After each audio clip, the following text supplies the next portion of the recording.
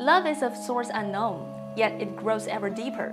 The living may die of it, by its power the dead live again. This verse, a Chinese-style footnote of love, derives from a Chinese drama, The Peony Pavilion, written over 400 years ago by Ming Dynasty dramatist Tang Xianzu. This legendary love-themed play is a classic masterpiece of China's traditional kunqu opera. Recently, the Peony Pavilion hit the stage in Kaohsiung, Taipei, and Hsinchu in Taiwan, created by artists from both the Chinese mainland and Taiwan, receiving a heartfelt welcome. For the audience in Taiwan, this show is a long-awaited reunion. The story dates back to 2003. That year, the Suzhou Kunqu Opera Theater of Jiangsu Province and Bai Xianyong, a renowned Chinese-American writer based in Taiwan, hit it off and decided to create a youth version of the Peony Pavilion, which would be presented by young performers. The aim was to drive the inheritance and revival of the art among young people on both sides of the Taiwan Strait.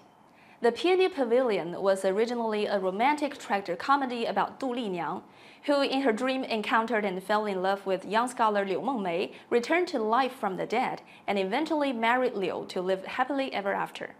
In Peony Pavilion, Young Lovers Edition, Bai Xianyong kept the original lyrics, but adapted the play into 3 parts, namely Love in a Dream, Love Between a Mortal and a Ghost, and Love in This World.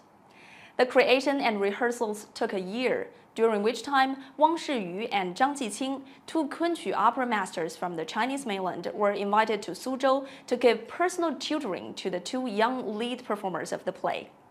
Wu Sujun, a famous choreographer from Taiwan, choreographed 3 dance sections for the Goddess of Flowers, integrating dance elements into the performance of kunqu opera.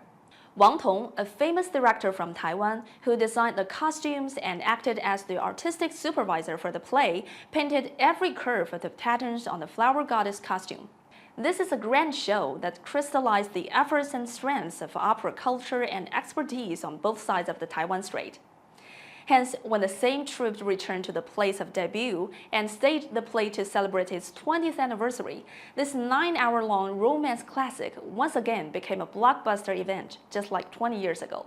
You can say it's because the audience are touched by the exquisite performance of the kunqu opera, but it is also true that they are fascinated by the common traditional culture elements across the Taiwan Strait. The Chinese kunqu opera boasts a history of more than 6 centennials, passing on from ancient dynasty to modern times and from the Chinese mainland to Taiwan. Records show that back during Qing Dynasty Emperor Qianlong's reign, when Suzhou's Liyuan Gongsuo, the Kunqu Opera Practitioners Association, renovated their temple, they received a generous donation from Taiwan. Since the 1990s, kunqu opera artists from the Chinese mainland have performed in Taiwan on invitation while engaging in video recording and teaching. The artists on both sides of the Taiwan Strait communicate rather frequently and co-created many modern kunqu opera works.